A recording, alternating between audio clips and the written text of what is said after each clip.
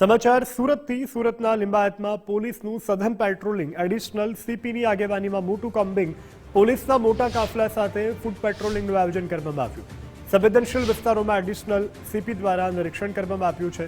કાયદો અને વ્યવસ્થાની સ્થિતિ જળવાઈ રહે તે હેતુથી સુરત પોલીસ એક્શન મોડમાં આવી છે.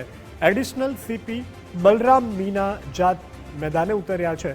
લિંબાયતના જુદા જુદા વિસ્તારોમાં કોમ્બિંગ શરૂ કરવામાં આવ્યું છે. અસામાજિક તત્વોની સામે પોલીસ બાજ નજર રાખી રહી છે.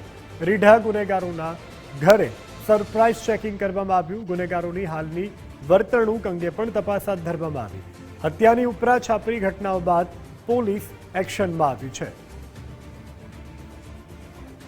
દ્રશ્યોમાં પણ જોઈ શકાય છે મોટી સંખ્યામાં પોલીસ કાફલો કે જે ફૂટ માર્ચમાં જોડાયો છે. ખાસ જે અસામાજિક તત્વો છે તેમને ડામવા માટે પોલીસ દ્વારા આ સઘન કોમ્બિંગ કરવામાં આવી છે.